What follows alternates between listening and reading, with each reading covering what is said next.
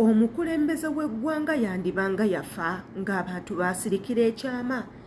Omukulembeze w'eggwanga Jowie Museveni yandibanga yava mu bulamu bw'ensi ng'abantu naddala abo abakola mu gavumenti ensonga eno bagisirikidde. Gw'olowooza kisoboka okubanga taliiwo naye nga batukuumidde mu kizikiza. Ye bw'abanga gy'ali obutambi nga buno obufuluma buli ddakiika buvangawa. Omuntu akola obutambi buno eno ategeeza ki? Kiki kyabala ekituufu? Ye bw'aba alimba baani abamuli emabega w'okufulumya amaloboozi weegate agalaga nti amaloboozi gano eno ga ku mpewo. Wenjogera ku mpewo ntegeeza ga radio oba TV okubanga amawulire bwe gati gafuluma. Ye bannange amawulire gano eno abantu abakola mu gavumenti tebagawulira, tebannabagawulira nti waliwo abantu abali mu kubika omukulembeze ne bakakasa eggwanga lyonna nti omukulembeze yafa dda. Omukulembeze yafa. Ate nga tukijjukire nti waliwo ba bloggers abamu abayogerako ne kwena ensonga nti omukulembeze afudde. Era ne batutegeeza nti nno obutambi bwonna bwe tulaba TV bwe ziri mu kufulumya obutambi obwo obukadde baddamu ne baplayinga buplayinge. President Museveni akyaliddeko abantu. President Museveni ayogeddeko eri eggwanga. President Museveni azze mu palamenti. President Museveni azze mu State House. Ng'obutambi bwonna nti batuwa obutambi bukadde. Twasemba nnyo okuwulira ng'omukulembeze w'eggwanga atwaliddwa mu kwesosola olw'okulwala akawuka ka COVID-19. Ebintu ne biyitingana, amawulire ne gayitingana, abantu ne boogera ebigambo. Waayita katono nnyo omukulembeze nti ate akomyewo n'abeebaza mwebale okubeerawo okumusabira. Twalabako ebipande nga State House yonna bagitadde abantu bagikozese bali mu kuteekawo bipande basabira omukulembeze ekitaliwo oluli. Gw'olowooza abantu bano balina kye batukweka ekyenjawulo we baba balina kye bakweka eggwanga babalaka ki? Kuteekawo omukulembeze mupya inga abantu tebategedde nga tetuyise mu kulonda. Ekyo nakyo ngenda kirekera mmwe mu butambi buno bwengendo baterawo nammwe mwewulireko. Yenze Sheila Adita, subscribinga ku YouTube channel yange oba toyagala kusubwa updates ze tuba tuyisaawo waneeno. Gwe kyolina okukola nnyega ekigambo subscribe aleetaaga okunkubirako eva ku Instagram. Imbeerako gwe followinga ku Instagram onkubireko ompulire ekyo weetaaga nkuyambemu. Kwata ku kade akali awo waggulu ku YouTube obeere nga buli videos ze tuteekayo oziraba ate era commentinga kigenda tuyamba okumanya endowooza yo, kituyambeko nti okumanya nti video gifunye, kituyambeko okutusomesa, okutuwabula, okututangaza mu ebyo ebirala bye tubadde tetumanya. Ate era mujjukire embaagala nnyo bwe bakyali banga abasinga. Katugendeko mu katambi ng'omulambo gw'omukulembeze gutuusa ku kisaawe Entebbe ate era tukomewo. Omulambo gw'omugenzi Jowie Museveni gwatuusiddwa akawungeezi k'eggulo ku kisaawe Entebbe wakati mu Miranga n'okwazirana okuva mu Booluganda n'ab'emikwano wamu n'ettiimu eya gavumenti eyakulembeddwa minisita w'ebyamawulire ne tekinologiya Dr. Chris Balyomunsi. Ensonda zitegeezezza laadiyo ya Kabaka Kyabba Ssensajja nti gavumenti esazeewo obutatwala mulambo mu maka ge Kololo wamu ne mu palamenti nga bwe kyasoose okutegekebwa okwewala okusaasaanya ekirwadde lumiimamawuggwe. Akatambi ako ndowooza nako mukawuliriza bulungi ate nga kyemmanyi obulungi nti mwabadde mwakawulidde dda.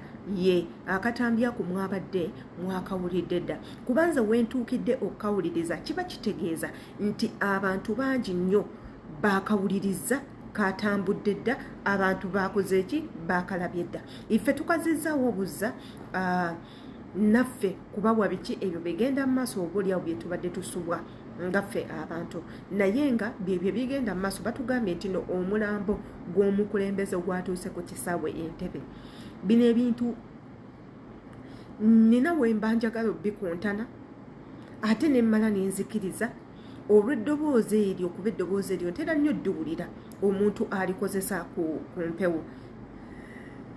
Naye kye sitategeera ebintu bino we biba bipange abipanga abalaka ki? Ekyo kye kinnumya omutwe era kankibuuze mmwe. Golowooza omuntu apanga ebintu bino abipanga ki? Abipangira ki? Katuddeyo emabega ku mbeera eyaleetera ebintu byonna okutandika we byatandikira. Ebintu bino byatandika olw'okulwala kw'omukulembeze n'afulumamu mu ggwanga Uganda. Era ebintu bino byatandika oluvannyuma lw'okusayininga endagaano egaana ebisiyaga mu ggwanga yaffe Uganda. Awo ebintu ebyo we byatandikira. Ebintu ebyo byatandika oluvannyuma lw'eno sekande ebaddewo ey'okutta abaana e Kasese. Ebintu ebyo ne bitandika. Obutambi obwo ne buvaayo. Naye golowooza obutambi buno bupya oba obutambi buno bukadde. Kyonna njagala tukitegeera. Obutambi buno bupya oba obutambi buno bukadde. Gwe yalabyeko ku mawulire ng'omukulembeze ali ku TV nga galwaliro. Naawe tutegeeze, twagala tubeere nga tumanyi, tetwagala to be the only people that are left out nga tetulina kye tumanyi. Wabula katuzeeyo ko mu katambi.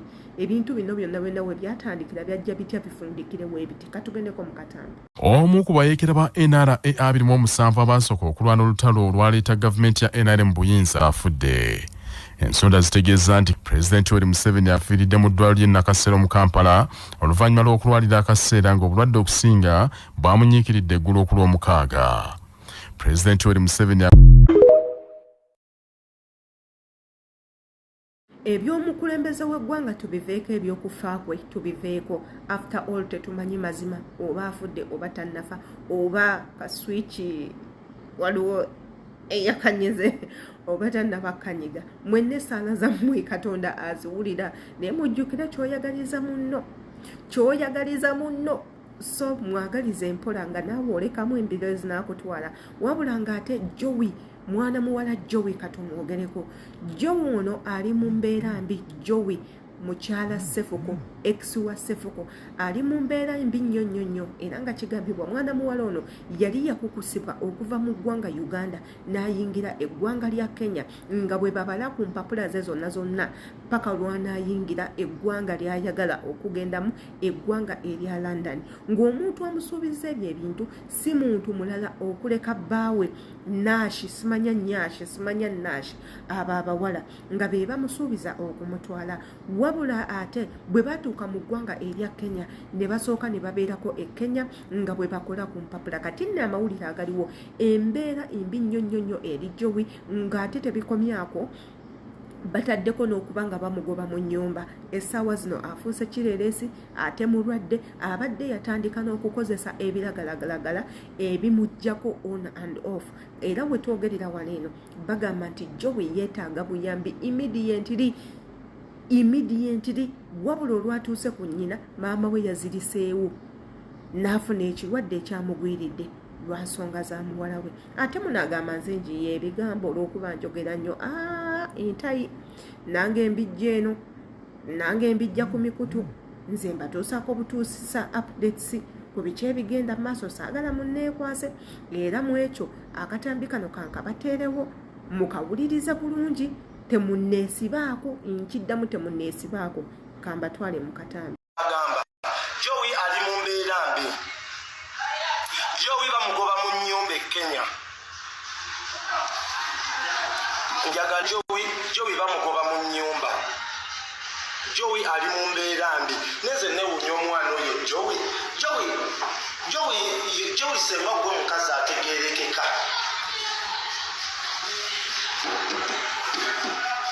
Jowie senga gwe omukazi ategeerekeka.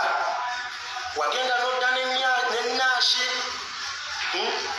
Muli waneno muli mu kulya bisiyaga. Famire yeekukyaye. Abantu bakukyaye. Kati huyo bali mugoba mu nnyumba. Ate maama we ali mu mbeera mbi. Naye Jowie nze nkimanyi toli muli wa bisiyaga era tolyanga ku bisiyaga. Kale mumulabika mwabirya, wabirya olwa group influence, wabirya olw'okuba oyagala bakuweeyo obusente, wabirya olwa following. Naye Jowie kimanyi nti nno wagwa. Okimanyi nti wagwa Jowie. Kati wuuyo bali mu kugoba mu nnyumba. Bali kukugoba mu nnyumba bagamba ennyumba Nashi emulemeredde okusasula. Nakugamba Jowie nti Nashi agenda mala okwebakako adde ebweru, tagenda kuddamu kulowoozaako. Nashi yagenda mala okufuna lwakuba bannayuganda muli basiru. Mwemuwulira omuntu nti ali mu Amerika nga mwemulowooza mbu alina nnyo. Wawulira omuntu nti naali Canada gwe ng'olowooza alina nnyo.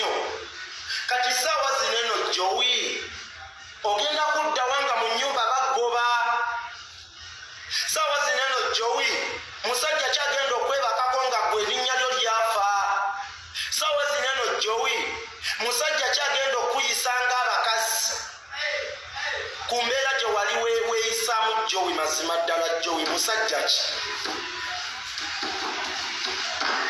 Nashi nze nabagamba Nashi kye yali ayagala oba ye Nyashi oba ye Nashi kye yali ayagala yewe yajja e Uganda wogenda eri mu America ne wabeerawo diversion eya bisiyaga nti bakwogeddeko oli ebisiyaga baagala kukutta Nashi y'amawulire aba afunamu Nashi oba ye Nyashi amawulire aba afunamu omanyi woba ogenda mu America ng'ogendedde ku bisiyaga bakubuuza oli musiyazi ng'obagamba nedda oba toli musiyazi toyitawo obagamba mbuno oli musiyazi nga oba kugamba kiki ekiraga nti nno oli musiyazi ng'olwo oyagala yingira mu America era abantu abasinga bali mu America be batwera balimba oyagala kujja Canada oyagala kujja mu America bamu bamala balya minyo ne baddeyo ne babalimba munze ndi Canada ndi America America si nyangu yayingira era tebakulimba bagala babba abantu abasinga okuyingira mu America bagendera ku bisiyaga wogenda mu America ng'oyagala okuyingira bagenda kubuuza oli musiyazi obagambe ndi musiyazi bakubuuze kiki ekiraga nti nno oli musiyazi olina okubaayo n'amawulire gonna agalaga nti nno mu nsi yo baagala kukutta wootabakakasa nti nno oli musiyazi ogenda lemerero yingira mu America woogana okubakakasa nti oli musiyazi nga bakusazaamu ng'odda mu nsi yo nga bakutika bakutwala ku deportation nga bakuzza okitegeera ekintu ng'ekyo abamu bamanyi n'obbasiyaga ne babagamba genda mu kasenge n'omuzungu n'akwebakako omusiyazi anti ogambye oli musiyazi era kyekikuyisaawo ne bakuzina emabega abamu bagulirira zibukedde ezo n'agulirira TV ne bamukolera amawulire agamawulire n'agatwalayo n'agalaga n'agamba banne bagenda kunzita munsaasire ndi musiyazi munsaasire ekyo ne kikuyisaawo sitori endala eyagala okukuyisaawo gundi sitori endala esobola okuyisaawo kugamba mbuno nafunisa omukazi nga musiraamu olubuto famire yaabwe banonya baagala kunzita eyo sitori esobola okuyisaawo n'oyingira mu America eyo sitori naye ate eyo nafu okusinga bisiyaga bye bibayisaawo okusinga amawulire ganene agatrendinga ku social media amawulire ganene agatrendinga ku mbuga eddembe omusiyazi baagala mutta bamunoonya aga amawulire gaba gabakolera eri kati ye Nashi mugudda yadde e Uganda ng'abaze mawulire nga yagala bamuwa obutuuze era Nashi okudda ye yanoonya omuwala gwagenda okukozesa alina platform ennene we yagenda ewa Ivoni Nakakaka Ivoni yamugamba nze sobola kwetekako kintu kya bisiyaga Ivoni n'akigaana era Ivoni respect mami oyo ye Ivoni muwa respect nkubuulira abantu abamu Nashi be yatuukirira okubanga alaga nti bali ebisiyaga eyasooka yali Ivoni owokubiri yali Jowie lwakuba nti Jowie engeri gye yakulanga abasajja yali alabikanga musajja nga Nashi waba yeebase ne Jowie bagamba nebasena musajja Jowie yalinga basajja talina kabina talina wasikiriza talina walaga tawooma alinga bisajjasajja kiwemmene kwali awo kimenge kati Nashi yalemerera okwatagana ne Jowie bakole akazanyaako agenda atomera Jowie olwokuba Jowie ebiseera ebyo Jowie yali ayagalwa alina platform nene munnange Jowie ng'agenda akkiriza kyataabuuka nga Jowie agenda akkiriza munaye Jowie mu kukkiriza nga bakwata kidoolo kino nga bakimuteeka mu busolo ng'agenda agaziwa obusolo wulira omwana w'abandi we bamuttira future bagenda bamuteekamu kineno kiddole binene ebisolo bino ebya artificial kigenda kimuyiza obufulifuli bwonna jjukira kyo we kiba kigira kyetoolola bwe kiti ne kikuba enfuli kibanga bulenda kikubawe kati ekyo ekigundi kigenda kikuba jjo obufulifuli bwonna bwonna buvaako bujanjalo bubiini asigaza omuwowongole bwe gutyo ogw'omutuli asigaza omuwowongole gw'omutuli atandika okuyitira batandika okumuyisa era mu mataka akapama konna konna kagize kalebera Jowie ssaawa zino yesiba pampa kumbe Nashi ye ayagala mawulire gatwala mu America agatrendinga nze Jowie namukubira essimu ne mugamba niye Jowie lwaki okkiriza Nashi okukulya ebisiyaga ako nno ke katambi akakakasa embeera ya Jowie mwali era ng'embeera embi ddala. Nze omutima guŋŋamba omwana ono bwe yasalawo okuyingira ebisiyaga n'ayingira mu ggwanga erya Kenya yali agenze kusoma batya bwe bakolamu ebintu ebyo kuba abasiyazi bangi nnyo mu ggwanga lya Kenya ate nga babatta okufaako obufi. Era mbeerawo ne neebuuza kiki ekyasikiriza omwana ono omuto omulungi. Jowie muwala mulungi, she's a very very beautiful young girl. Ne neebuuza ki ekyamusikiriza okuyingira ebisiyaga. Bwonoonefu, kwagala biwedde, peer groups, mbeera mbi butayagala kukola. Kiki ekyaleetera omwana ono okuyingira ebisiyaga? Omwana omuto at a very tender age n'ayingira ebisiyaga ne yeerangirira muli wa bisiyaga, anyiizizza abantu bamukyaye, kw'oteeka nnyina tebakyayina we bayita. Buli we baagala okugenda kudduka abantu nga bamugamba muwala w'omusiyazi, wayigiriza muwala we obwamalaaya n'ebintu nga bino. Era ebyaleetako Jowie ku live n'atandika okukaaba nga yegayirira abantu babeere nga basonyiwa maama we. Era n'abakakasa nti kino yakikola kwesalirawo nga ye omuntu. Era n'akakasa ensi nti bw'atyo ye bwe yazaalibwa teyeegomba basajja.